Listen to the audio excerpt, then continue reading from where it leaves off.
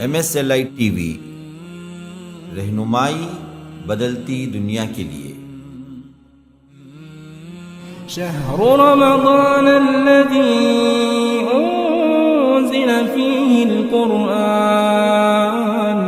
هدى للناس وبينات من الهدى والفرقان. الله وخير الهدي هدي محمد صلى الله عليه وسلم وشر الأمور محدثاتها وكل محدثة بدعة وكل بدعة ضلالة وفي رواية وكل ضلالة في النار. فأعوذ بالله السميع العليم من الشيطان الرجيم من همزه ونفثه ونفخه. وَإِنْ عَاقَبْتُمْ فَعَاقِبُوا بِمِثْلِ مَا عُوقِبْتُمْ بِهِ وَلَئِنْ صَبَرْتُمْ لَهُوَ خَيْرٌ لِلصَّابِرِينَ. اللهم أرنا الحق حقا وارزقنا اتباعه وأرنا الباطل باطلا وارزقنا اجتنابه. اللهم علمنا ما ينفعنا وانفعنا بما علمتنا وارزقنا علما. رب اشرح لي صدري ويسر لي امری واحلل عقدة من لسانی یفقهوا قولی۔ اس اللہ کے نام سے ابتدا جس کے ناموں کی کوئی انتہا ہی نہیں۔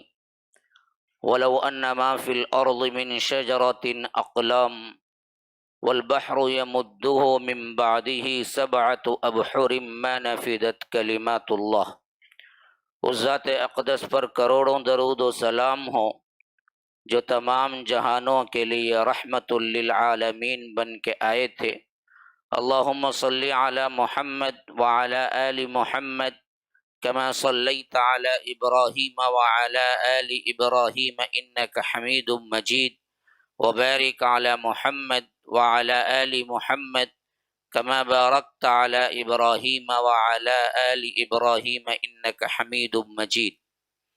برادران اسلام، واجب الاحترام بزرگوں، دوستوں، عزیز ساتھیوں، لائق احترام ماؤں اور بہنوں، اللہ تبارک و تعالیٰ کے فضل و کرم سے یہاں پر جو دروس اصحاب رسول اللہ صلی اللہ علیہ وسلم کی زندگیوں پر پیش ہو رہے ہیں، ان میں اللہ کے رسول صلی اللہ علیہ وسلم کے اخلاق، عادات، کردار، ایمان افروز واقعات، جہاد فی سبیل اللہ میں ان کے ایثار و قربانیاں، یہ تمام چیزیں بیان کرنے کا مقصد یہ ہے کہ ہم بھی ان جیسے بننے کی کوشش کریں، ہم بھی اس طرح قربانی کے جذبے کو لے کر دور حاضر کے اندر جو چیلنجز ہیں، مسلمانوں کے اندر جو کمزوریاں ہیں، ان کمزوریوں کو دور کر کے، ان چیلنجز کو قبول کر کے ایمان کو پختہ بنائیں، اسلام کے لیے تن من دھن لگائیں۔ لیکن ایسا محسوس ہوتا ہے کہ جتنا سنتے ہیں اتنے ہی سنی بنتے ہیں، سن کے سنی صرف ایسا معلوم ہوتا ہے کہ دن جانے جانے گزرنے ہماری حالت دیکھیے، یہاں پر آج 24ویں رات ہے، حالت ہماری دیکھیے بڑھنے کے بجائے کمی ہو رہی ہے۔ اندر بیٹھنے والوں میں ہمارے ذمہ دار ترس رہے ہیں، ذرا سامنے آ جاؤ، بولتا نہیں مجھے ٹیکا بہت اچھا ہے، مذاق کرتے ہوئے ادھر ادھر دیکھتے ہوئے میں سنوں گا، بہت آرام سے، جہاں پر مجھے کوئی دقت نہ ہو میں وہیں بیٹھوں گا، تم لاکھ بلاؤ کہ آؤ آؤ، ہم بولیں گے نہیں، ہم چائے پی کے بھی آئیں گے، نیچے جا کے بھی آئیں گے، اوپر بھی دیکھ کے ہنسیں گے، کبھی موبائل میں بھی ادھر ادھر نیچے کرتے رہیں گے، پھر سنتے رہیں گے۔ آپ کا کام سنانا ہے، منوانا تو نہیں ہے نا مولوی صاحب، آپ بولتے رہیے، آپ کا کام ہم کرتے رہیے۔ اللہ کے لیے آ جاؤ بھائی، قریب آ جاؤ۔ کن کو سنا رہا ہوں؟ دیواروں کو بھی کیا پتھروں کو سنا رہا ہوں؟ یہاں اتنی بڑی جگہ ہے، وہاں اتنی بڑی جگہ ہے، یہاں خالی جگہ ہے، لیکن آنے والا یوں سمجھتا ہے کہ آپ کسی اور کو بول رہے ہیں، ہم کو کیا بول رہے ہیں؟ ہمارے اعتبار سے تو ہم نے کیا ہے، حاضری لگا دیے، یہاں پر ہم بیٹھے ہوئے ہیں ماشاءاللہ، اور کیا چاہیے؟ یہی بہت بڑی بات ہے کہ حاضری دے دی ہے، ورنہ والے صاحب ایسا بولے تو آؤں گا نہیں اگلے سال سے، یہ الگ کرنا پڑتا کہ بعد میں لوگ ہی نہیں ہیں تو پھر کن کو بولیں گے؟ ہاں، وہاں گئے تو نزدیک آؤ بولتے بھائی، اس بات سے جانا نہیں۔ تو یہ حالت اصل تو معاملہ یہ ہے کہ ہمارے اندر تبدیلیاں آئے، ہمارے اندر جوش و خروش آئے، ہمارے اندر سننے کا جذبہ آئے، تو آپ وہ بتائیں اپنا جذبہ، تو پھر واقعتاً ہم کو بھی سنانے کا جذبہ ہے۔ اللہ تبارک و تعالی کے رحمت و برکت سے آپ گھنٹے لگا دیں بیٹھنے میں، کوئی مسئلہ نہیں، میں گھنٹے بولوں گا الحمدللہ، مجھے کوئی مسئلہ نہیں ہے۔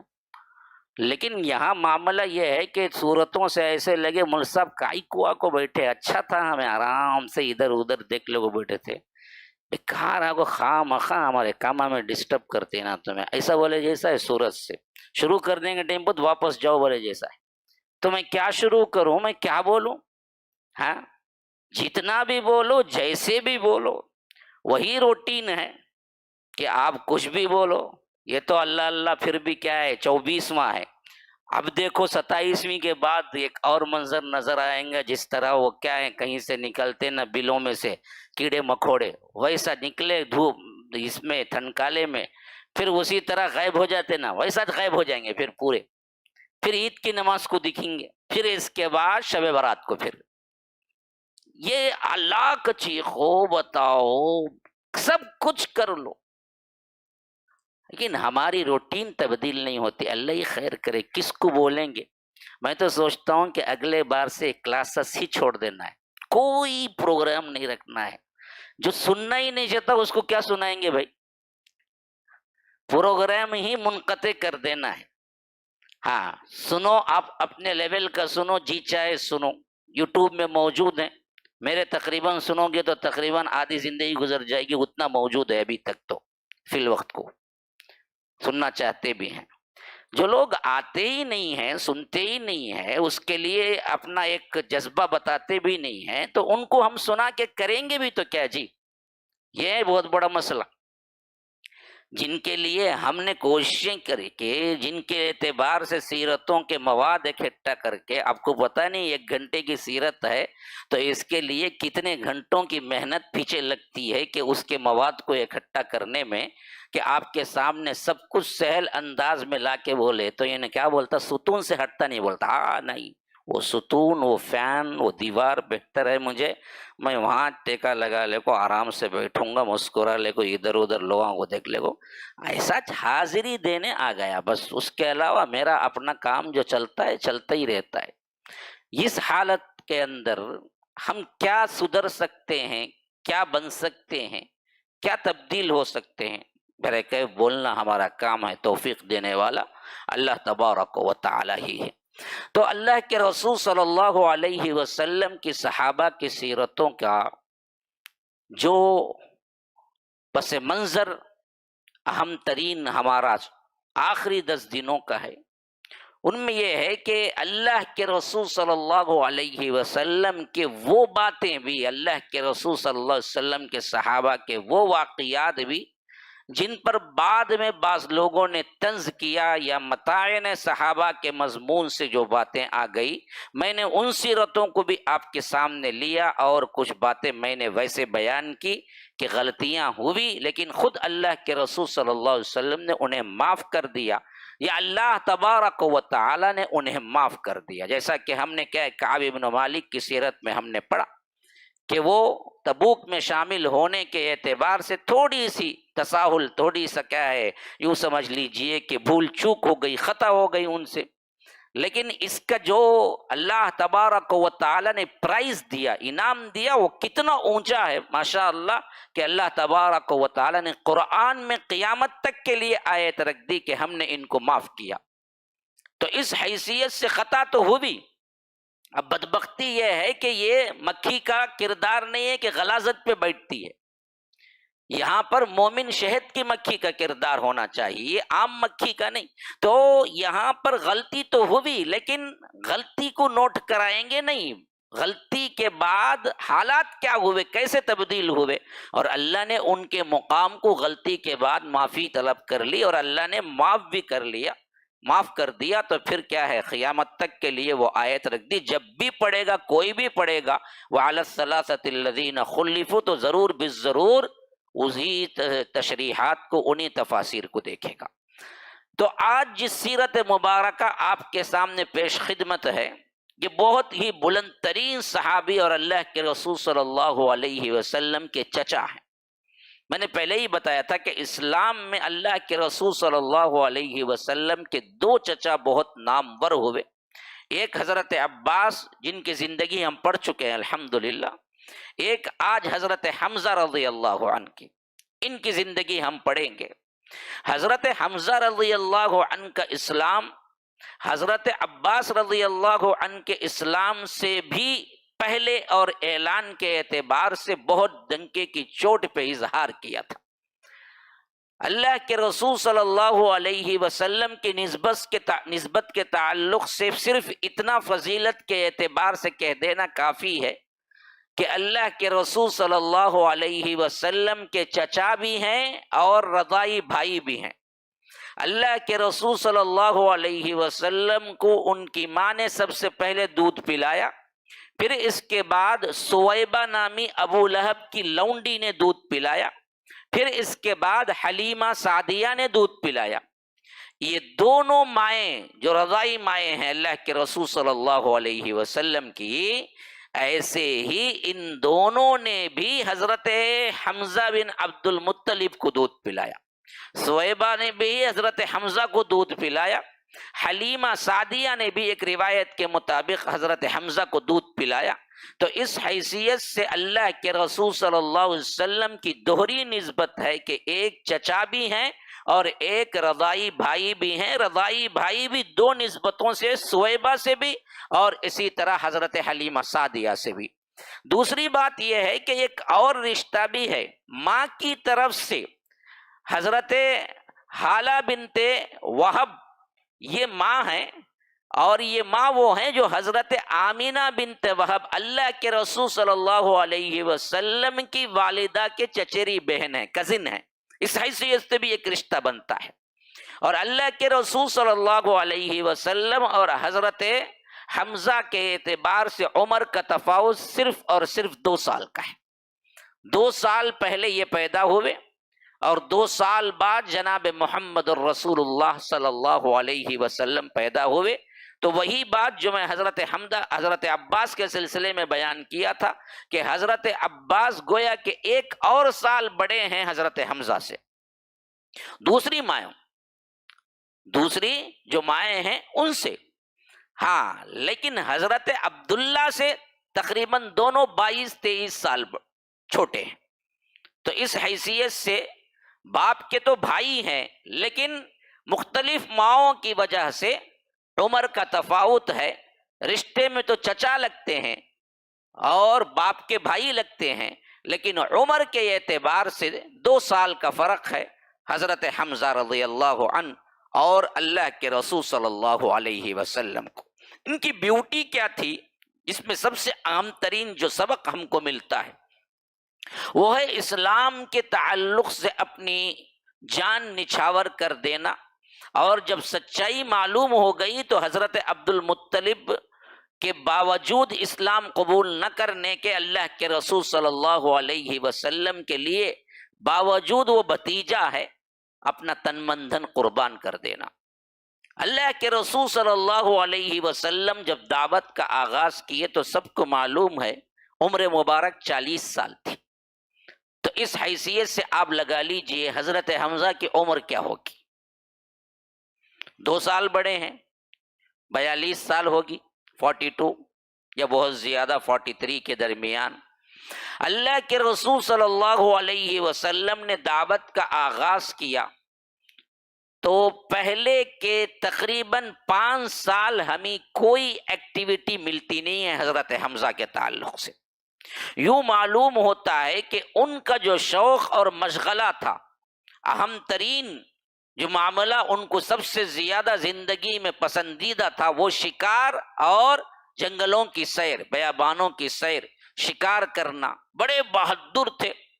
تو گویا ایسا معلوم ہوتا ہے کہ اللہ کے رسول صلی اللہ علیہ وسلم نے جب دعوت حق کا آغاز کیا اور مشرکین مکہ اور خاص طور پر خود خاندان میں ایک اور چچا ابو لہب بدبخت جیسے دشمنی پہ اتر آیا، ان تمام ہنگاموں سے بالکل دور حضرت حمزہ اپنے مشغلے میں مشغول تھے۔ جیسے بعض کو کیا ہے، آج کے زمانے میں کچھ بھی ہو، ادھر فلسطین پہ بمباری ہو رہی ہو اور ادھر کیا کچھ ہو رہا ہو ہندوستان میں، اس سے کوئی لینا دینا ہوتا نہیں ہے لیکن ان کو سب سے اہم ترین خبر کیا ہوتی ہے کہ فلاں کے اس میں کیا ہوا تھا، کرکٹ میں اس نے ہارا تھا، اس نے رن بنائے تھے۔ اس کو سب سے بڑی بات کی کرکٹ ہی کی ہوتی ہے، اس کے لیے مر جائے تو مر جائے، جی جائے تو جی جائے۔ کوئی کیا ہے، اس کا پسندیدہ کھلاڑی رن مار لیا تو پھر تو خوشی سے پاگل ہو جائے، یا ہار گیا تو غم سے کھانا چھوڑ دے۔ اس کے لیے سب سے بڑا محور و مرکز صرف کرکٹ والے ہوتے ہیں، اور کرکٹ کے جو کھلاڑی اس کو پسندیدہ ہیروز ہوتے ہیں، وہی پوری کی پوری زندگی ہوتی ہے۔ اور بعضوں کو فلم ایکٹر ہوتے ہیں، وہی پوری کی وہ بیمار ہوگا تو نہیں، اس سے بڑھ کو بیمار ہو جاتا، کیا کہتا اس کا فلم ایکٹر بیمار ہو گیا، مر گیا تو انہیں رو رو کو دھائے دھائے ایسا روتا کہ باوا مرا تو بھی رونگا نہیں، اتر ہوتا۔ تو یہ کیا ہے، اس کو اپنے اپنے پسندیدہ چیزیں جو ہوتی ہیں وہ اس کو مشغول رکھتی ہیں۔ ایسا معلوم ہوتا ہے ایسے ہی ایک شخصیت جن کی شکار میں دلچسپی اور جنگلوں کی سیر اور اپنی بہادری کے کارنامے بتانا ان کو اپنا ایسا محبوب مشغلہ تھا کہ یہاں پر اللہ کے رسول صلی اللہ علیہ وسلم نے اعلان نبوت کیا، مشرکین نے اللہ کے رسول صلی اللہ علیہ وسلم کے لیے اذیتیں اور پریشانیاں کھڑی کی، ابو لہب سخت ترین رویہ اختیار کیا، بلال، خباب، صہیب، اس طرح کے کیا ہیں کمزور افراد پر ظلم و ستم ڈھایا جا رہا تھا، لیکن ادھر حضرت حمزہ رضی اللہ عنہ کے روٹین میں کوئی فرق بھی نہیں، بلکہ اس طرف متوجہ بھی نہیں۔ ایسے میں 1 سال، 2 سال، 3 سال، 4 سال، 5 سال گزر گئے۔ 5 سال تو وہ زمانہ ہے جب اللہ کے رسول صلی اللہ علیہ وسلم نے کفار و مشرکین کے ظلم و ستم اتنے بڑھ گئے تھے کہ اللہ کے رسول نے صحابہ سے کہا کہ حبشہ ہجرت کر جاؤ۔ یہ 5 نبوت میں اس طرف ہو رہا ہے، اور ادھر اللہ تبارک و تعالی نے حضرت حمزہ کو اصل میں منتخب کر لیا تھا، بس دیر تھی۔ یہ تو وہ ہونے والے تھے جو اسد اللہ و اسد الرسول آسمانوں میں لکھا جانے والا تھا ان کے لیے۔ اسد کہتے ہیں شیر کو، یہ اللہ کے رسول صلی اللہ علیہ وسلم نے آگے چل کے لقب دیا تھا۔ یہ کون ہے؟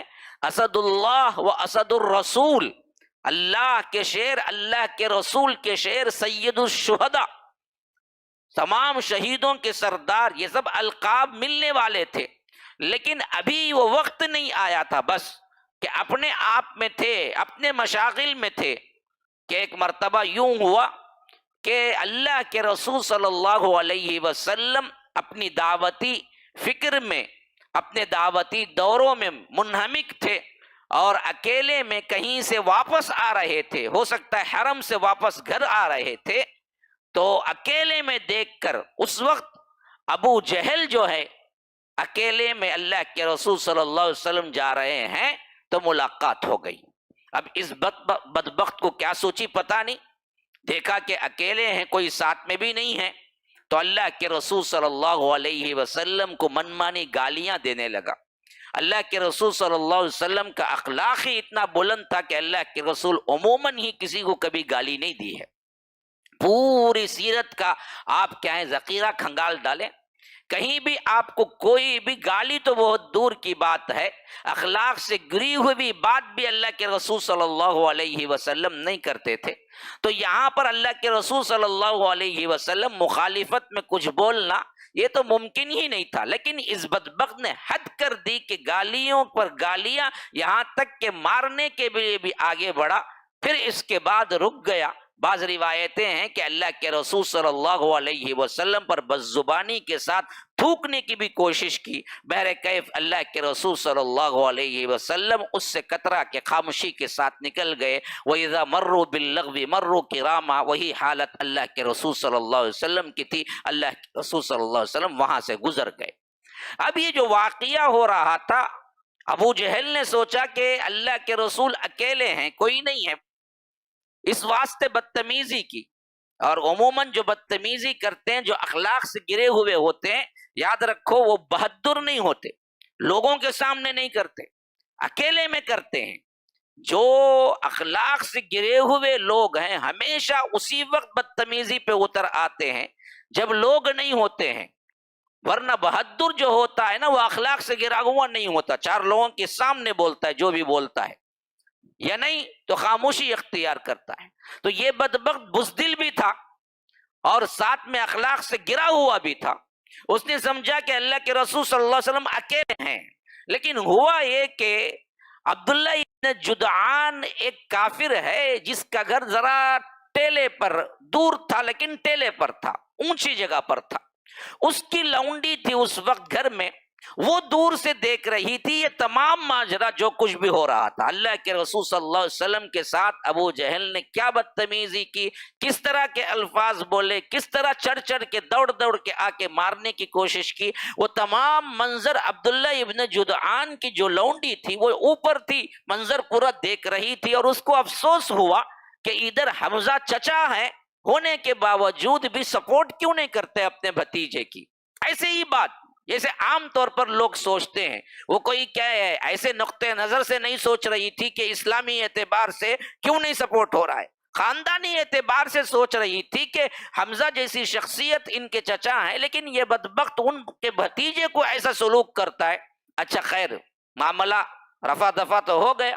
لیکن اتفاق کہ اسی شام حمزہ کئی دنوں کے شکار کو جا کے واپس وہاں سے لوٹ رہے تھے، تو وہی راستہ تھا جس راستے سے ابو جہل گزرا تھا.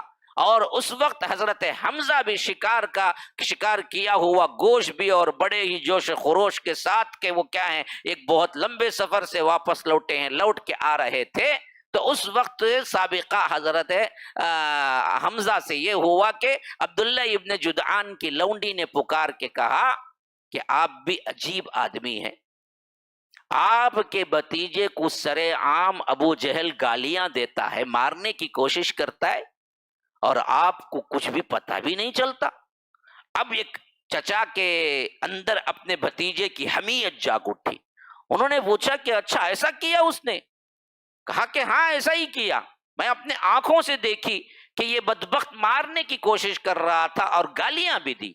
اب جو غصہ آیا، حمیت جاگی، عصبیت اٹھی، ایک رشتہ داری کا پاس و لحاظ آیا، تو انہوں نے کیا کیا کہ سیدھے گھر جانے کے بجائے ابو جہل کو ڈھونڈتے ہوئے دیکھا کہ حرم میں ہوگا تو حرم ہی میں تھا، اپنے دوستوں کے ساتھ بیٹھ کر شیخیاں بکھار رہا تھا، وہیں پر بیٹھا ہوا تھا. تو سیدھے حضرت حمزہ گئے اور کمان نکالی، جو تیر رکھ کے چلاتے ہیں کمان، اس سے زوردار اس کے اوپر ایک ایسی مار ماری کہ اس کا سر پھٹ گیا. کہا کہ بدبخت تو کیا سمجھتا ہے میرے بھتیجے کو کوئی پوچھنے والا نہیں ہے، ہم ابھی ہیں. اور یہ یاد رکھ، جس کے لیے تو نفرت کرتا ہے میں بھی اسے حق سمجھتا ہوں، میں بھی اسلام قبول کر لیا جوش میں آ کے اس کو ستانے کے لیے. اب بنی مخزوم کے کچھ لوگ تھے جو ابو جہل کے قبیلے کے، وہ لوگ اٹھ کے آئے مارنے کے لیے کہ تم ابو جہل کو مارتے ہو. لیکن معاملہ تھا حضرت حمزہ سے معمولی فرد نہیں تھے، وہ لوگ بھی جانتے تھے. اور ابو جہل ڈر کے مارے اصل میں معاملہ کیا ہوا، اس نے سوچا کہ ضرور بالضرور یہ غصے میں کہہ رہے ہیں کہ اللہ کے رسول پر ایمان لائے، لیکن ایمان نہیں لائے ہوں گے، کیونکہ اگر ایسا ہوتا کہ ابھی ایمان نہیں لائے ہیں تو اب ہم اور غصہ دلا کہ اس کو پختہ کرنے کے بجائے ہم خود معافی مانگ لیں گے، تو ہو سکتا ہے وہ بعد میں کہہ دیں کہ کل میں غصے میں کہہ گیا تھا. اس واسطے وہ بڑا ذہین بھی تھا، کافر تھا لیکن بڑا ذہین تھا. تو بات ذہانت والے لوگ ہوتے ہیں. تو اس نے کیا کہا کہ دیکھو دیکھو حمزہ کو چھوڑ دو، واقعتاً میں نے آج ان کے بھتیجے سے بڑی ہی بدتمیزی کی، یہ کرنے کے یہ لائق ہیں کہ یہ جو آ کے مجھے مارے ہیں، یہ بالکل صحیح بات ہے، میں نے ویسے ہی سلوک کر دیا تھا. یہ کہہ کے کسی طرح معاملے کو رفع دفع کر کے حضرت حمزہ کو واپس بھیج. اب حضرت حمزہ کہتے ہیں کہ میں نے تو جوش میں آ کے کہنے کو تو کہہ دیا تھا کہ اللہ کے رسول صلی اللہ علیہ وسلم کے دین پر ہوں اور میں بھی اللہ کے رسول کو رسول مانتا ہوں، لیکن رات میں جب میں پہنچا اپنے گھر میں تو شش و پنج میں پڑا ہوا تھا، کیا اس بات کو میں واقعتاً اپنا لوں یا نہیں چھوڑ دوں. میں غصے میں کہہ گیا، حتیٰ کہ مجھے نیند لگی تو خواب میں شیطان آ کے کہہ رہا تھا کہ تو بڑا سردار ہے، تو کیا ہے، چچا ہے اس کا، تو کیسے اسلام قبول کر لے گا؟ اگر تو اسلام قبول کر لیا تو پھر تیری اہمیت کیا رہ جائے گی؟ چل جو بھی ہوا غصے میں کہہ گیا، لیکن کیا نہ کرنا، اس کو کنٹینیو نہ کرنا، اس کے لیے حامی نہ بھر لینا. لیکن کہتے ہیں کہ صبح ہوتے ہوتے میرے اندر ایک طرح کی وضاحت پیدا ہو گئی کہ نہیں، جو میں نے کل بات کہی واقعتاً وہ صحیح بات ہے، اسی پر مجھ کو قائم ہونا ہے. صبح سویرے اللہ کے رسول صلی اللہ علیہ وسلم سے ملاقات کی اور کہا کہ اللہ کے رسول صلی اللہ علیہ وسلم کل یوں یوں واقعہ ہوا اور میں آپ پر ایمان لایا ہوں. تو اللہ کے رسول صلی اللہ علیہ وسلم بہت خوش ہوئے ان کے ایمان لانے سے. ایک دوسری روایت میں ہے کہ اللہ کے رسول صلی اللہ علیہ وسلم سے بدلہ جو لیا تھا اس کو بتانے کے لیے پہنچے اور کہا کہ بھتیجے خوش ہو جاؤ، میں نے تمہارا بدلہ ابو جہل سے لے لیا اور اس کو مارا ہے. تو اللہ کے رسول صلی اللہ علیہ وسلم نے کہا کہ چچا جان مجھے اس سے کوئی خوشی نہیں ہے. کہا کہ پھر خوشی کس سے ہوگی؟ فرمایا کہ میں جو دین لے کے آیا ہوں اس دین کو قبول کر لو، اصل خوشی تو وہ ہے. تو تب حضرت حمزہ نے کہا کہ ہاں اسی دین کو میں قبول کر لیتا ہوں اور میں آپ کو رسول مانتا ہوں. تو اس حیثیت سے یہ واقعہ ہوا ہو یا وہ، بہر کیف 6 سال مدت ہو چکی تھی اس وقت اللہ کے رسول صلی اللہ علیہ وسلم کے تبلیغ دین حنیف کا آغاز کرتے ہوئے جب حضرت حمزہ نے قبول اسلام کیا. حضرت حمزہ کے اسلام قبول کر لینے کے بعد مشرکین کی کمر گویا کہ ٹوٹ گئی اور مسلمانوں کو بہت بڑا سہارا ملا. وہ لوگ جو سمجھ رہے تھے کہ کمزور ہیں ان کے لیے تقویت کا باعث بن گئی بات کہ حضرت حمزہ اسلام قبول کر لیے. اور ادھر لوگوں میں معلوم ہوتا گیا مشرکین مکہ کے سلسلے میں کہ یہ حضرت حمزہ واقعتاً اسلام قبول کر لیے ہیں. تو یہ لوگ سوچے کہ اب اتنی بڑی بات اور اتنا بہترین شخص اور بہادر ہی نہیں ہے بلکہ خاندان کے اعتبار سے بڑا معزز ہے، اگر یہ اللہ کے رسول صلی اللہ علیہ وسلم کی طرف آ گئے ہیں تو اب کو ہمیں ہوشیار ہونا ہوگا. یہی وہ مرحلہ ہے جس کے کچھ ہی دن بعد، بعض روایتیں ہیں کہ 3 دن بعد یا بعض 6 دن بعد، حضرت عمر بھی اسلام قبول کر لیا. ان کے قبول اسلام کا واقعہ بھی بہت مشہور ہے، جیسا کہ انہوں نے اللہ کے رسول صلی اللہ علیہ وسلم کے آئے دن یہ دعوت کے جو سلسلے اور سنتے آ رہے تھے کہ فلاں نے اسلام قبول کیا، فلاں نے فلاں نے فلاں نے، تو انہوں نے ایک دن سوچا کہ کیوں یہ اللہ کے رسول صلی اللہ علیہ وسلم نعوذ باللہ رہیں گے تو یہ مسئلہ ہے نا، اللہ کے رسول صلی اللہ علیہ وسلم کو ہی قتل کر دیا جائے. یہ سوچ کے تلوار لے کے نکلے.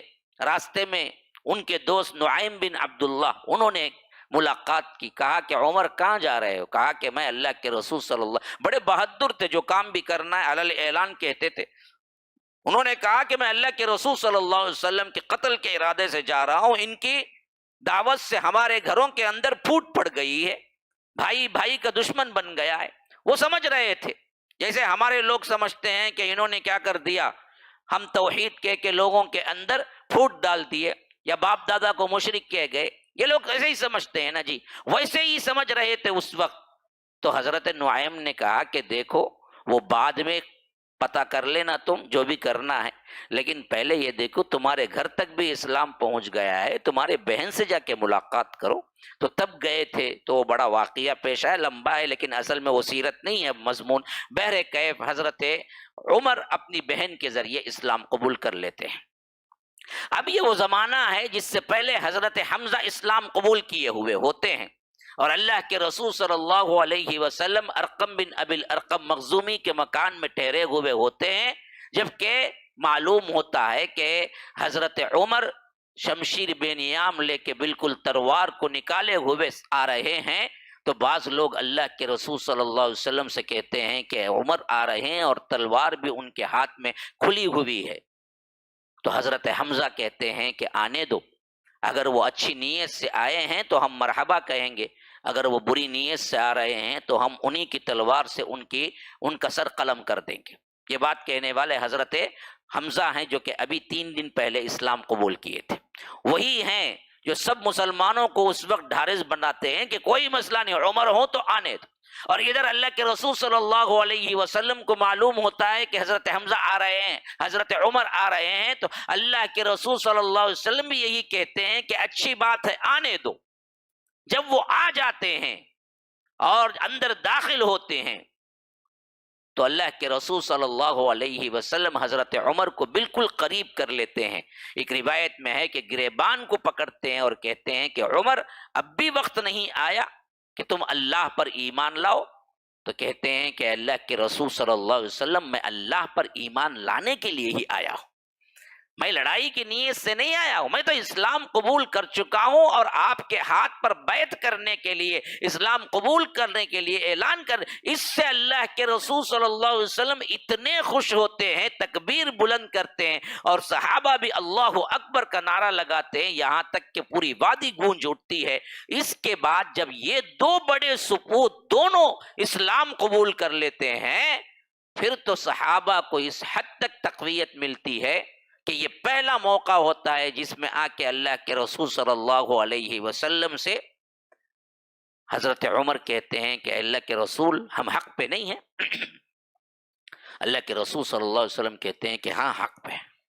کیا وہ باطل پہ نہیں ہے؟ کہتے ہیں کہ ہاں بالکل وہ باطل پہ ہے۔ پھر ہم چھپ کے کیوں نماز ادا کریں؟ ایسا کیوں نہ ہو کہ ہم حرم میں نکلیں اور علی اعلان نماز ادا کریں۔ اللہ کے رسول صلی اللہ علیہ وسلم کو یہ ادا بہت پسند آتی ہے، کہتے ہیں کہ بہت اچھی بات ہے، آج ہم علی اعلان کعبۃ اللہ میں نماز ادا کریں گے۔ اس وقت تقریباً حضرت عمر کے تعداد، عمر کی اسلام میں قبولیت کے بعد کہتے ہیں کہ تقریباً 40 افراد مکمل ہو گئے، تو اللہ کے رسول صلی اللہ علیہ وسلم ان سب کو لے کے نکلتے ہیں، 20 کی ٹکڑی بناتے ہیں، کہتے ہیں کہ ایک 20 کی ٹکڑی انتظار میں رہے، ہمارے لیے کھڑی رہے، دیکھتی رہے کہ ہم پر کوئی حملہ تو نہیں کر رہا ہے، اور ہم ادا کریں گے۔ پھر اس کے بعد دوسری 20 کی ٹکڑی، ایک ٹکڑی کے امیر حضرت حمزہ رہیں گے، ایک ٹکڑی کے امیر حضرت عمر رہیں گے، یہ دونوں بڑے لوگ دیکھیں گے اور ہم نماز ادا کریں گے، اور مشرکین مکہ کو دیکھیں گے کہ کون ہے جو کہ آگے بڑھ کر کچھ حملہ کرنے والا، کس کا دل کرتا ہے، کس کی ہمت ہوتی ہے۔ تو یہاں پر سب سے پہلے حرم کے اندر نماز ادا کر کے اللہ کے رسول صلی اللہ علیہ وسلم کو اتنا خوش کر دیا کہ اللہ کے رسول صلی اللہ علیہ وسلم اس کے بعد حضرت عمر کو کہتے ہیں کہ تم فاروق ہو، اسی واسطے لفظ فاروق ملتا ہے، حق اور باطل میں فرق کر دینے والا۔ کیوں؟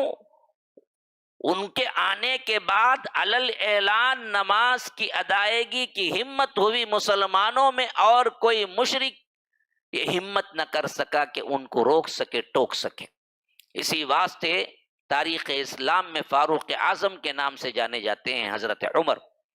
حضرت حمزہ اور حضرت عمر، ان دونوں کے اسلام سے 6 نبوت کے اندر جو تقویت ملی وہ مسلمانوں کے لیے بہت بڑی قیمتی متاع تھی۔ اس طرح اللہ کے رسول صلی اللہ علیہ وسلم کے ساتھ حضرت حمزہ ساتھ ہی میں رہے، یہاں تک کہ اللہ کے رسول صلی اللہ علیہ وسلم ہجرت کر کے مدینہ پہنچ گئے۔ مدینہ پہنچنے کے بعد غزوہ بدر پیش آیا، سب سے پہلی جو بڑی جنگ ہوئی ہے۔ اس جنگ میں اللہ کے رسول صلی اللہ علیہ وسلم کے جو صحابہ شامل ہوئے 313، اس میں ایک اہم ترین کردار ادا کرنے والے حضرت حمزہ ہیں۔ ہوا یہ کہ حضرت حمزہ جب شامل ہوئے بدر میں تو اللہ کے رسول صلی اللہ علیہ وسلم نے اعلان کیا، سب صفیں باندھ کے کھڑے ہو جاؤ۔ صفیں باندھ کے کھڑے ہو گئے۔ ایک طریقہ تھا عرب کے اندر، وہ کیا ہے انڈیویجول مقابلہ کرنے کا، یہ جنگ سے پہلے، اور اس کا بہت بڑا اثر ہوتا تھا، دعوت مبارزت جسے کہتے ہیں۔ کوئی وہاں دشمن سے نکلا، وہ اعلان کرتا تھا کہ بھائی تم میں کوئی ہمت والا ہے میرے سے مقابلہ انڈیویجول کرے۔ اب انڈیویجول جو مقابلے ہوتے تھے، اس مقابلے میں کون جیتتا اس کا بہت بڑا اثر پوری جنگ پہ پڑتا۔ تو ادھر اللہ کے رسول صلی اللہ علیہ وسلم صفیں لگا رہے تھے اور ادھر مشرکین کی بھی صفیں بن رہی تھی۔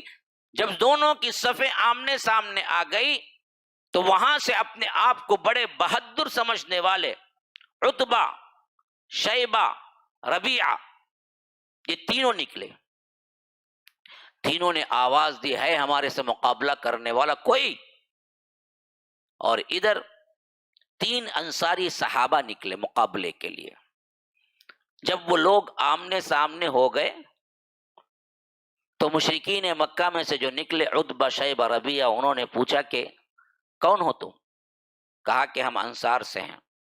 انہوں نے کہا کہ بھائی تمہارے سے کوئی لینا دینا نہیں ہے ہم کو، تمہارے سے کوئی لڑائی ہی نہیں ہے ہم کو، ہم تو اپنے برابر کے چاہتے ہیں، ہمارے جو لوگ ہیں مکے کے ان لوگوں کو بھیجیے۔ اور للکار کے کہتے ہیں کہ اللہ کے رسول صلی اللہ علیہ وسلم کو آواز دے کہ آپ ہمارے برابر کے لوگوں کو بھیجو۔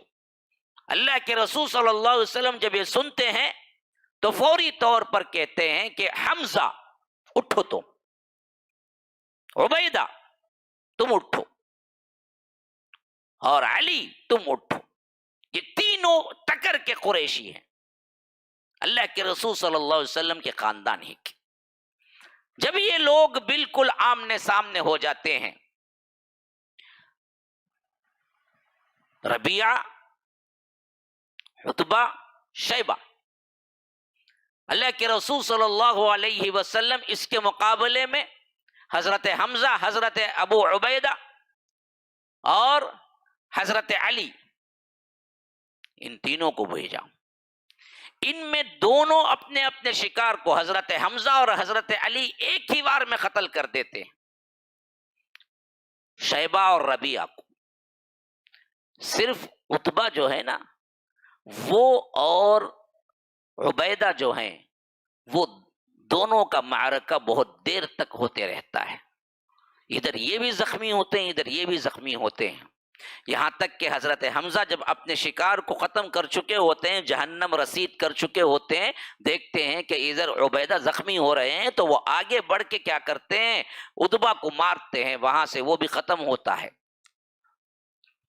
تو مشرکین میں سے ایک شخص نکلتا ہے طعیمہ بن عدی، یہ بدبخت نکل کے حضرت حمزہ پہ وار کرنا چاہتا ہے، تو حضرت حمزہ پھر اس کو بھی 2 ٹکڑے کرتے ہیں، یہ بھی ختم ہو جاتا ہے۔ پھر اس کے بعد جب دیکھتے ہیں کہ جو انڈیویجول لڑائی ہے اس میں تینوں کے تینوں مارے گئے، تو مشرکین مکہ کو بہت بڑی ہزیمت اور بہت بڑی شکست دکھتی ہے کہ اگر ہم اب بھی حملہ نہ کریں گے تو مسئلہ بہت بڑا ہو جائے گا۔ وہ حلہ بول دیتے، عام جنگ شروع ہو جاتی ہے۔ پھر اس کے بعد اس وقت روایتوں میں آتا ہے کہ جو مرغ کی جو پر ہوتی ہے، کلغی کی طرح لال جس طرح کیا ہے پر ہوتی ہے، حضرت حمزہ اپنے عمامے میں لگائے ہوئے تھے اور اس طرح 2 دھاری تلوار چلا رہے تھے کہ جہاں دیکھے صفے کی صفیں تتر بتر کر رہے تھے۔ تقریباً صرف اکیلے انہوں نے تقریباً 31 لوگوں کو قتل کیا مشرکین میں، جہاں بھی جاتے، یہاں تک کہ جنگ ختم ہوئی۔ حضرت حمزہ کا معاملہ ان کے دلوں میں بیٹھ گیا۔ مشرکین مکہ نے پوچھا کہ یہ جو کلغی لگائے ہوئے، جو عمامہ باندھے ہوئے، ہمارے اندر جو صفوں کو چیرتے ہوئے لڑ رہے تھے، یہ آخر کون ہے؟ تو مسلمانوں نے کہا تو وہ تو حمزہ ہے۔ کہا کہ ہم نے جہاں کہیں بھی دیکھا حمزہ ہی کو دیکھا۔ تو اس طرح پوری بہادری اور شاندار لڑائی کے ساتھ حضرت حمزہ غزوہ بدر میں شریک ہوتے ہیں۔ اب اس کے بعد اللہ کے رسول صلی اللہ علیہ وسلم 2-3 چھوٹے چھوٹے سرائے حضرت حمزہ کی کے ہاتھوں بھیجتے ہیں، بلکہ اپنے ہاتھوں سے عمامہ باندھتے ہیں، علم دیتے ہیں اور حضرت حمزہ کو بھیجتے ہیں کہ جاؤ، لیکن کہیں بھی لڑائی کی نوبت نہیں آتی، یہاں تک کہ غزوہ احد آ جاتا ہے۔ اب یہ آ گئی اینڈنگ پوائنٹ ہے یہ. اب میں نے بتایا تھا نا کہ جس طرح انہوں نے کفار پر حملہ کیا اور مبارزت کے معاملے میں ایک کا مقابلہ جب رہا تو انہوں نے اپنے شکار کو جس طرح مارا تو مشرکین کی طرف سے طعیمہ بن عدی آگے بڑھا تو اس کو بھی ایک ہی وار سے قتل کر دیا. تو یہ دراصل جبیر بن مطعم ایک اور مشرک وہاں کا، طعیمہ ابن عدی اس کا چچا ہوتا تھا. جب غزوہ احد کا معاملہ آیا تو جبیر بن مطعم نے کیا کیا، اپنے غلام تھا جس کا نام تھا وحشی، اس کو بلایا. اس نے کہا کہ دیکھ، ہماری اور ان کی لڑائی جو ہے وہ سو ہے، اس کا معاملہ نہیں ہے تجھے. ایک شخص ہے جس کو میں بتاتا ہوں جنگ میں، تو اگر اس کو قتل کر دے گا تو اس کا معاوضہ یہ ہے کہ تو خود آزاد ہے. اب آزادی کی قیمت بڑی ہوتی تھی اس زمانے میں، ایک غلام کو خریدنا بھی بڑی قیمتی ہوتی تھی، بڑی قیمت ہوتی تھی، اور کوئی غلام بننے کے بعد آزاد ہونا بھی معمولی بات نہیں تھی. آقا جتنا مانگے، جیسے کنڈیشن ڈالے اتنا اس کو پے کرنا ہوتا تھا، تبھی جا کے اسے آزادی ملتی تھی. اب یہ دراصل یہ آفر بہت پرکشش آفر تھا کہ میں ایک شخص کو بتلا رہا ہوں، اس کو قتل کر دو، صرف میرے ساتھ آؤ جنگ میں. جنگ کا لینا دینا نہیں ہے، ہم کس کے لیے جنگ کر رہے ہیں، ہمارا اور ان کا مقابلہ کیا، یہ نہیں ہے. میں ایک شخص کو بتلاتا ہوں، بس اس کو قتل کر دینا. اگر تم قتل کر دو تو تمہارے لیے وہی آزادی ہے. اور دوسری بات یہ تھی کہ یہ جو وحشی جس کے لیے یہ منتخب کر رہا تھا، یہ بڑا نیزے باز تھا. کہتے ہیں کہ اگر فضا میں اڑنے والا کوئی پرندہ ہو اور اس کو بتایا جائے کہ اس پرندے کے فلاں عضو پہ نیزہ لگنا ہے تو وہ نیچے سے نشانہ باندھتا تو برابر وحشی اسی جگہ جہاں پر وہ کہتے کہ گردن میں ہے تو گردن میں، پاؤں میں ہے تو پاؤں میں، یا نہیں تو آ کر فلاں حصے میں، برابر نشانہ وہی لگا کے وہ نیزہ مارتے. اس حد تک نیزے باز ہے. نیزہ کیا ہے؟ ایک چھوٹا سا خنجر نما کیا ہے، کوئی آلہ تھا جس سے کیا ہے وہ ہاتھ میں دستہ ہوتا تھا، پکڑ کے کیا ہے اس کو پھینکتے تھے. اور پھینکنے کا جو پوزیشن ہوتا تھا وہ زیادہ دور نہیں ہوتا تھا، بالکل جیسے تیر جاتی تھی اس سے بھی کم کے فاصلے پہ پھینکتے تھے. لیکن پھینکنے والوں میں بڑے بہترین لوگ بھی تھے، ایسے بھی تھے کہ زبردست نشانہ، لیکن وحشی ان سب میں بہترین نشانہ باز تھا. اب انہوں نے دیکھا کہ آقا خود کہہ رہا ہے کہ صرف ایک آدمی کو نشانہ لگانا ہے، اس کے بعد آزادی ہے. تو وہ خود روایت کرتے ہیں. اللہ کا کرنا بھی دیکھیے کیسے کیسے حالات اللہ تبارک و تعالی پیدا کرتا ہے. جو شخصیت حضرت حمزہ کے قتل کے لیے آج نکل رہی ہے، کل آگے چل کر اللہ تبارک و تعالی ان کو بھی صحابی بناتا ہے. یہ بھی اسلام قبول کر لیتے ہیں وحشی، لیکن اس وقت حضرت حمزہ کے قاتل کی شکل میں جا رہے ہیں. اب غزوہ احد میں کہتے ہیں حضرت وحشی کہ میں نکلا ہی صرف اور صرف، میرا معاملہ کچھ نہیں تھا، صرف اس واسطے نکلا کہ میں آزادی حاصل کر لوں. اور میرے آقا نے شرط لگائی تھی کہ فلاں پر کیا ہے مجھے حملہ کرنا ہے، مجھے کسی سے کچھ لینا دینا نہیں تھا. اب ادھر غزوہ احد میں، غزوہ بدر میں جس طرح بہترین جنگ شروع ہوئی، اسی طرح غزوہ احد میں آمنے سامنے، ادھر 700 ادھر 3000 کا لشکر، اور پہلے سے زیادہ جوش اور خروش کے ساتھ آگے حضرت حمزہ بھی وہاں پر سامنے، بالکل دو دھاری تلوار. جنگ عام ہوئی اور ادھر سے یہ جہاں چاہتے ہیں جیسے ہیں صفوں کو چیرتے ہوئے قتل کرتے جا رہے ہیں. مشرکین مکہ تھر تھر کانپ رہے ہیں، یہاں تک کہ ایسا ہوا کہ چند ہی گھنٹوں کے اندر فیصلہ ہو گیا اور مشرکین مکہ بھاگنے لگے. لیکن یہاں پر وحشی کہتے ہیں کہ مجھے بتایا گیا کہ دیکھو یہ آدمی، اس وقت بھی اتفاق سے وہ پر لگا کہ کیا ہیں، اب امامہ باندھے ہوئے ہیں، تو نشانہ پکڑنے میں آسانی ہو گئی. جبیر بن مطعم نے بتایا کہ یہی ہے وہ شکار جس کو دراصل کیا کرنا ہے، ختم کرنا ہے. حضرت وحشی کہتے ہیں کہ میں بس ایک آڑ لے کے درخت کا بیٹھ گیا، مجھے جنگ سے کوئی تعلق نہیں تھا، صرف مجھے اتنا ہونا تھا کہ یہ قریب آ جائیں تو میں کیا کروں، کسی بھی طرح اپنا نیزہ چلا دوں. اور مجھے میرے نیزہ چلانے میں پورا یقین تھا، میں جیسے ہی چلاؤں گا وہ آر پار نکل جائے گا، اس تیزی کے ساتھ میں چلاتا تھا۔ اور حضرت حمزہ اس سے بالکل بے خبر تھے، ان کو پتہ بھی نہیں تھا کہ دشمن گھات میں ہے۔ وہ تو دراصل سامنے کی صفوں پہ آگے بڑھتے جا رہے تھے، جہاں جاتے وہاں لاشیں گرتی نظر آتی تھی، کوئی مقابلے کی ہمت نہیں کر رہا تھا۔ لیکن ادھر معاملہ یہ تھا کہ وحشی بیٹھا ہوا انتظار میں تھا، اور حضرت حمزہ ایک طرف سے تلوار چلاتے ہوئے کہتے ہیں حضرت وحشی کے چلاتے ہوئے ایک دفعہ ایسا ہوا کہ میرے بالکل قریب سے گزرے، میں نے دیکھا کہ یہ بہترین موقع ہے، اٹھایا نیزہ لگایا مار، حتیٰ کہ ایسا نیزہ چلایا کہ حضرت حمزہ کے پیٹ سے نکل کے پیٹ تک نکل گیا، پورا اندر داخل ہو گیا۔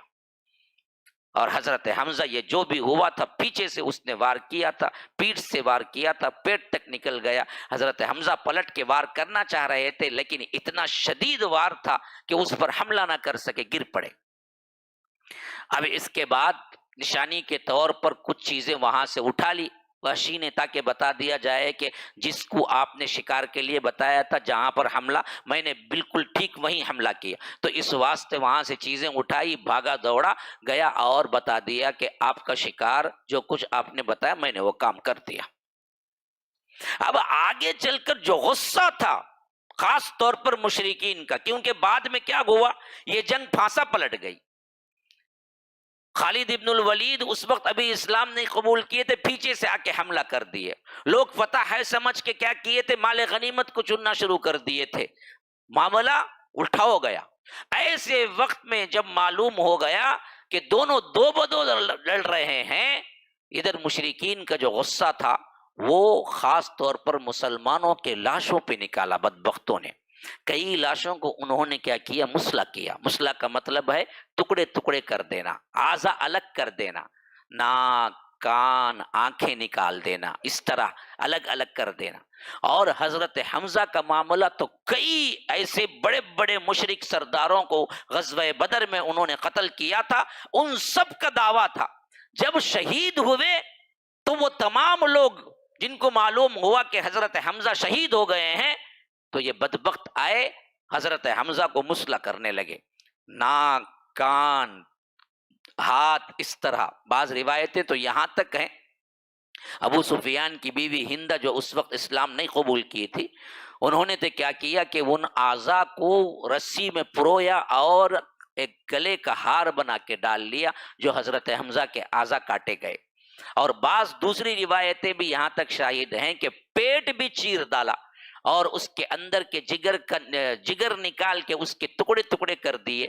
ایسی روایتیں بھی ہیں لیکن جن میں کلام ہے، لیکن اتنی بات تو بالکل صحیح ہے کہ مسلح کر دیا گیا، کان ناک آنکھیں اعضاء الگ الگ کر دیے گئے، اور حضرت حمزہ رضی اللہ عنہ یوں ہی سامنے پڑے رہے۔ جنگ ختم ہوئی، اور جنگ ختم ہونا بھی ایسی ہوئی کہ نہ شکست نہ فتح، دونوں طرفہ زبردست جنگ ہوئی، یہاں تک کہ اللہ کے رسول صلی اللہ علیہ وسلم بھی زخمی ہو گئے، دندان مبارک شہید ہوئے، خود کی کڑیاں چپ گئی، گھٹنے میں موج آ گیا۔ لیکن اللہ کے رسول صلی اللہ علیہ وسلم کو بتلایا گیا کہ حضرت حمزہ شہید ہو گئے ہیں اور مسلح ہوا ہے، تو حضرت حمزہ کی طرف اللہ کے رسول صلی اللہ علیہ وسلم آئے، دیکھا تو آنکھوں سے آنسو نکل پڑے، کہا کہ حمزہ جس حالت میں ہیں میں چاہتا ہوں کہ اسی حالت میں چھوڑ دوں، پرندے حضرت حمزہ کا گوشت نوچ کے کھائیں، اور کل اللہ تعالی حمزہ سے پوچھے تو حمزہ کہیں کہ اے اللہ تیری راہ میں نے سب کچھ قربان کر دیا، اور اللہ تبارک و تعالی کل حمزہ کو اٹھائے تو انہی پرندوں کی طرف سے وہاں سے گوشت اکٹھا کرے، لیکن میں یہ کرنا نہیں چاہتا۔ پھر اس کے بعد اللہ کے رسول صلی اللہ علیہ وسلم نے کہا کہ ان کی بہن حضرت حمزہ کی بہن اللہ کے رسول کی پھوپھی ہے صفیہ بنت عبد المطلب، وہ سن لی کہ حضرت حمزہ شہید ہو گئے ہیں اور ان کا مسلح کیا گیا ہے، تو وہ جنگ کے میدان کی طرف آ رہی تھی۔ اللہ کے رسول صلی اللہ علیہ وسلم نے کہا کہ بہن دیکھنے کی تاب نہیں لائے گی، ان سے کہو کہ وہ واپس ہو جائیں۔ ایک روایت ہے کہ اللہ کے رسول صلی اللہ علیہ وسلم نے جب اجازت نہیں دی، وہ آئی، صحابہ نے کہا کہ اللہ کے رسول نے دیکھنے سے منع کیا ہے، حالت دیکھنے کی نہیں ہے تمہارے بھائی کی، اس حیثیت میں ہے، لاش کے ٹکڑے ٹکڑے کر دیے گئے ہیں، اس واسطے اللہ کے رسول صلی اللہ علیہ وسلم نے تمہیں واپس جانے کو کہا ہے۔ تو وہ واپس چلی گئی۔ ایک دوسری روایت میں ہے کہ انہوں نے کہا کہ ہاں مجھے معلوم ہے اور میرے بھائی نے اللہ تبارک و تعالی کی راہ میں قربانی قبول کی ہے، میں دیکھوں گی لیکن واویلا اور نوحہ نہیں کروں گی، میں صبر کے ساتھ واپس جاؤں گی۔ تو اللہ کے رسول صلی اللہ علیہ وسلم نے دیکھنے کی اجازت دے دی۔ بہرکیف یہ دونوں روایتیں ہیں۔ جاتے وقت انہوں نے کیا کیا، اپنے بھائی کے کفن، کیونکہ حضرت حمزہ بہت لمبے چوڑے، بہترین، بہادر، قداور تھے، تو ان کے لیے کفن کے لیے ایک چادر بس نہیں ہوتی تھی، تو اس واسطے انہوں نے 2 چادریں اپنے بھائی کے لیے کفن کے لیے دی اور کہا کہ میرے بھائی کا کفن دے دینا۔ اور ادھر اللہ کے رسول صلی اللہ علیہ وسلم کے پاس بات پہنچائی گئی تو دیکھا کہ جب حضرت حمزہ کو کفن دینا شروع کیا تو دیکھا کہ بالکل پاس میں ایک اور صحابی کی لاش ہے جہاں پر کفن دینے کے لیے کپڑا نہیں ہے۔ مسلمانوں کے پاس کفن دینے کو کپڑا نہیں ہے اس وقت۔ اللہ کے رسول صلی اللہ علیہ وسلم نے کہا کہ حمزہ کی ایک چادر ان کو دے دو اور ایک چادر میں حمزہ کو کفن دو۔ اور چادر اتنی چھوٹی تھی کہ پاؤں چھپایا جاتا تو سر کھل جاتا، سر چھپایا جاتا تو پاؤں کھل جاتا۔ اللہ کے رسول صلی اللہ علیہ وسلم نے کہا کہ سر چھپا دو اور پاؤں کو گھاس رکھ کر، اس کے لیے گھاس ہے، وہ گھاس رکھ کر اس کو بند کرو۔ کیسی کیسی حالتیں ہیں، کیا کیا قربانیاں ہیں اس اسلام کی راہ میں دی ہیں۔ تو اللہ کے رسول صلی اللہ علیہ وسلم پھر اس کے بعد ان کو دفنایا۔ بعض روایتیں ہیں کہ نماز جنازہ پڑھا، ہر ایک کے لیے الگ الگ نماز جنازہ پڑھا۔ بعض روایتیں ہیں کہ شہید کے لیے نماز جنازہ نہیں ہے، اس واسطے یوں ہی دفنایا۔ بہرکیف ان میں روایتوں میں اختلاف ہے۔ دفنانے کے بعد اللہ کے رسول صلی اللہ علیہ وسلم نے بتایا کہ آسمانوں پر اسد اللہ اور اسد الرسول لکھ دیے گئے حضرت حمزہ۔ اس حیثیت سے انہوں نے شہادت پائی کہ سید الشہداء کا لقب ملا۔ پھر زمانہ یوں ہی گزرتا چلا گیا، غزوہ بدر، احد، خندق، حدیبیہ، فتح مکہ بھی ہو گیا۔ فتح مکہ کے بعد اللہ کے رسول صلی اللہ علیہ وسلم نے اعلان عام کیا مشرکین کے لیے، اگر وہ اسلام قبول کر لیں گے تو ان کے لیے پناہ ہے۔ تو ایسی حالت میں وہ وقت بھی آیا جب اللہ کے رسول صلی اللہ علیہ وسلم کے ہاتھوں اسلام قبول کرنے کے لیے وحشی حاضر ہوئے۔ روایتوں میں آتا ہے کہ اللہ کے رسول صلی اللہ علیہ وسلم نے جب وحشی کو دیکھا تو پوچھا کہ کیا تم ہی حمزہ کے قاتل ہو؟ کہا کہ ہاں اللہ کے رسول، یہ بالکل سچ ہے کہ میں ہی حمزہ کا قاتل ہوں۔ بار بار اللہ کے رسول نے پوچھا کہ تم نے ہی نیزہ چلایا تھا میرے وہ چچا پر؟ کہا کہ ہاں اللہ کے رسول، میں ہی ہوں وہ جو آپ کے چچا پہ نیزہ چلایا تھا۔ تو اللہ کے رسول صلی اللہ علیہ وسلم نے کہا کہ ایسا کرو، ہو سکے تو اس کے بعد مجھے چہرہ نہ بتلانا۔ ایک ریکویسٹ ہے۔ اللہ کے رسول وحشی سے کہا تمہارے اسلام کو تو میں قبول کرتا ہوں، لیکن اگر اس کے بعد تمہارا چہرہ اگر میرے نظروں کے سامنے آتا ہے تو مجھے اپنے چچا کی یاد آتی ہے، اس واسطے مجھے تمہارا چہرہ نہ دکھانا۔ وحشی کہتے ہیں کہ اللہ کی قسم میں پھر دوڑا بھاگا، واپس آیا، پھر اپنے آپ کو ڈھاٹا باندھا، پھر زندگی میں کبھی اللہ کے رسول صلی اللہ علیہ وسلم کے سامنے نہیں گیا، کبھی اپنا چہرہ نہ بتایا۔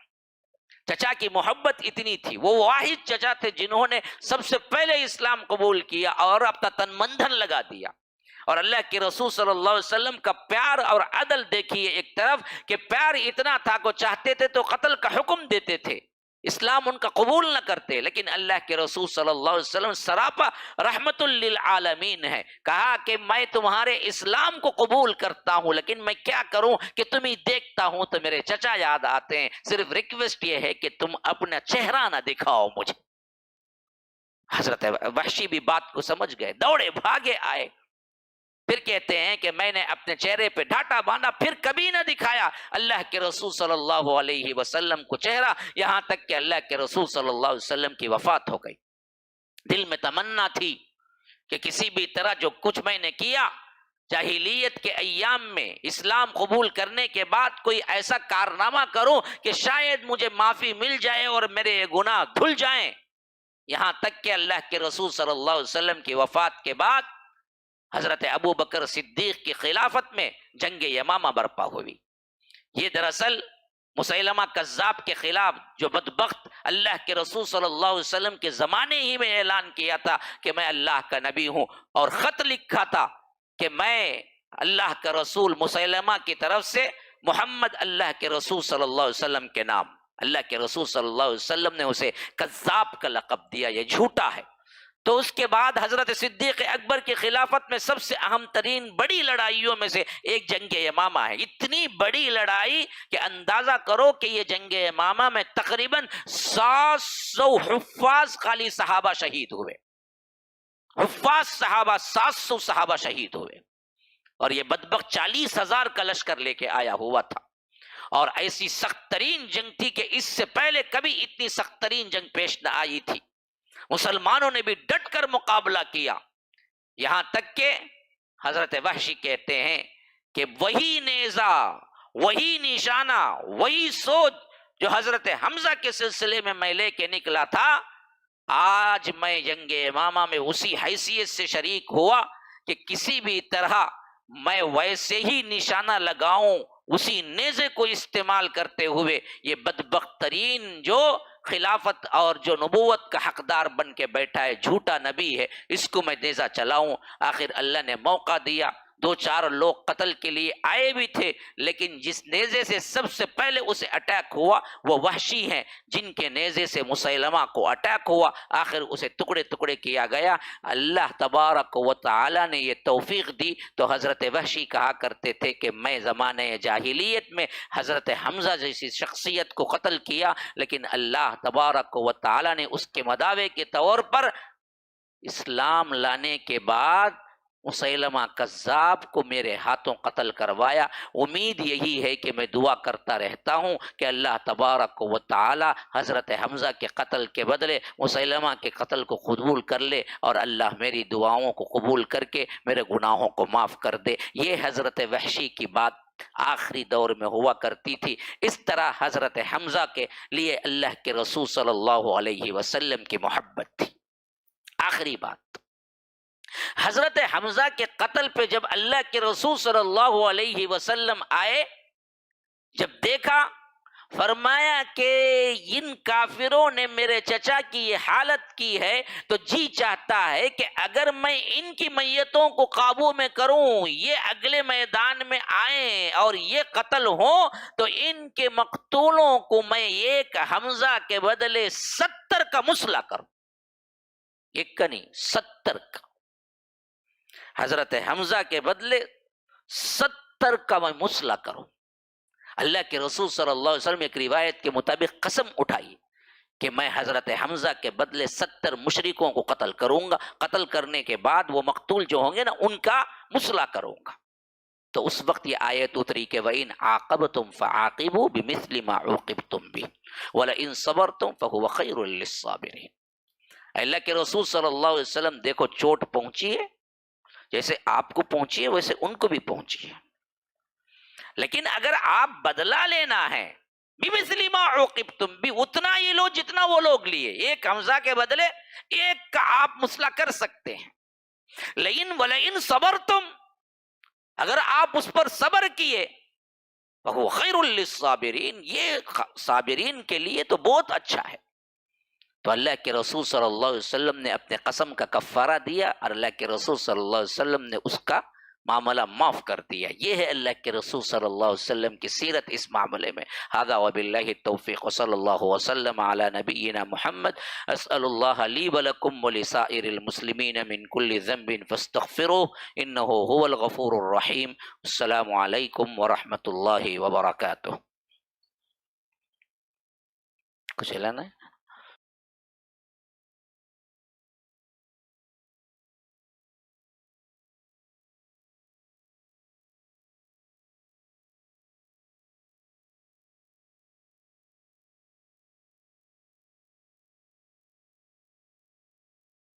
السلام علیکم ورحمۃ اللہ وبرکاتہ۔ کہ یہاں پر جو معاملات ابھی چل رہے ہیں، خاص طور پر تیسری جو چھت ڈالی جا رہی ہے، اس کے لیے میں رمضان المبارک سے پہلے ہی اعلان کیا تھا کہ 65 لاکھ کی ضرورت ہے۔ ابھی دراصل 50 لاکھ کی ضرورت ہے، کام ہو رہا ہے، چھت پڑ چکی ہے۔ میں نے سوچا کہ اگر اس کو آسانی سے تقسیم کر لیا جائے، کوئی بڑا اماؤنٹ ہی نہیں بنتا، 1000 لوگ 5000 روپیے دیں گے، 50 لاکھ بن جائیں گے۔